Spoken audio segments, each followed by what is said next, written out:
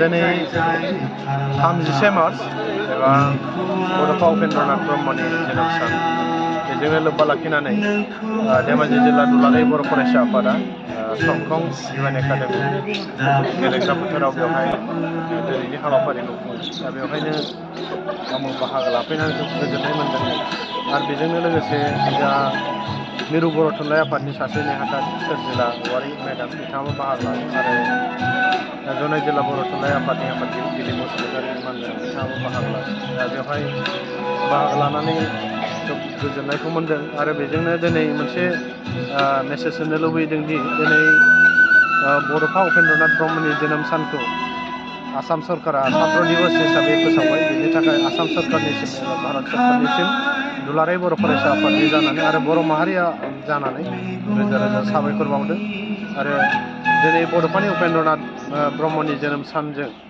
गासैबो बर' माहारिनि आरो आसामनि रायजो राजा बिथांमोननिसिम गाहाम हामलायथि बावहरदों जाहाथे फैबाय थानाय समफोराव जों बर' हारि जौगानायनि खामानि मावनो बड'फाया सोरगोआव थानानै बोर सारस्रिहरथों आरो मोजां खामानि जों मावनो जोंनो बर' माहारिनि गोहो हरथों बेखौ उपेन्द्रनाथ ब्रह्म बिथांनिसिम आर'ज गाबनाय थाबाय आरो जि दिनै बड'फानि सानस्रि आरो सान्थौखौ लानानै दिनै रायजो राजा आरो फरायसाफोरजों सावरायनाय जादों। दा बेवहाय गोबां खोथाखौ बड'फानि जिउ जारिमिनजों लोगोसे फरायनाय बेखौ बिथा खालामनानै आरो बर' माहारियारि बादनि सायाव जोंनि फरायसा फरायसुलि बिथांमोनजों फंनैसो खोथा सावरायलायनाय जादों आरो बेवहायनो बाहागो लानानै गोजोननायखौ मोन्दों आरो खोब माने मोजां जायाखैब्लाबो जब जब जादों होननानै बुंनो हायो। आं बेखिनिखौनो बुंबाय।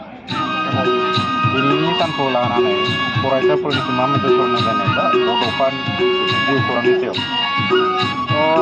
दिनै 31 मार्च एबा बड'फानि जोनोम सान बेयाव जोंनि बर' फरायसा गासिबो बर' माहारिनि बर'नि फरायसाफ्रा मिथिनाया गोनांदि बर'नि सासे दैदेनगिरिमोन आरो बड'फाया मा मा मावलांखो दा बेनि जिउ जारिमिनखौ फरायनांगौ आरो मिथिनानै लानाया जों साफ्रोमबो बर' हिसाबै जोंनि दायथ' बिबान दं। दा बेखौ मिथिनानै लानो थाखाय बर'नि जे फरायसा जाखांफुबाय थानाय बिथांमोनखौ खावलायदों जाहाथे बिथांनि जिउ जारिमिनखौ मोजाङै मिथिना लायो आरो नैबेबायदि हाबाफारिफ्राव फैयोबा बिथांनि जिउ जारिमिन आरो फरायनाय आरो मोनसे समाव जाथि दैदेनबोनायनि खोथाफोरखौ मिथिनो हायो।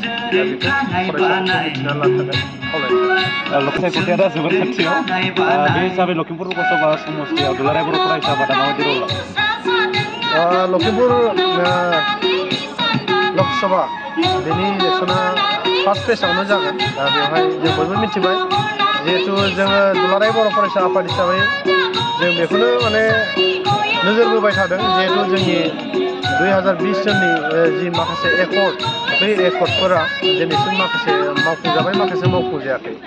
दा बे समाव जों बेखौनो लुबैगोन जिहेथु गोजौआव जि NDA एलायन्स गभर्नमेन्ट जानाय दा बेखौनो जों हास्थायदों जाहाथे जोंनि लखिमपुर बिधान सभानिफ्रायबो जोङो NDAनि सापर्ट जाय बिथांमोननि जाथि दा बेखौ सापर्ट खालामनांगोन बेबायदिखौनो जों सिन्था खालामनाय दं आरो बिथांमोनखौबो जों खावलायगोन जे BTRनि एबा जोंनि बर' कालचार वेलफेयार अट'नमासनि माखासे जि दफाफोर मावफुंनांगौ आरो सोलोंथाइनि माखासे दफाफोर आद्रा जानाय दं बेफोरखौ मावफुंनांगौनि थाखाय खामानि मावनो थाखाय जों खावलायगोन। सासे बर' बिजाथि ओंखारदों बिथांनि सोमोन्दै नोंथाङा मा बुंगोन? बेथ' डेम'क्रेसियाव बयहाबो राइट्स दङ।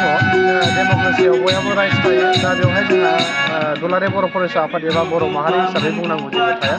दा बेवहाय बिसायख'थिखौ गासै माबा खालामो मा होनो बिजिरो रायजो राजायासो बिसोरगोन सोर मा मावगोन बे गाव गावनि मावनायनि सायाव जागोन आरो।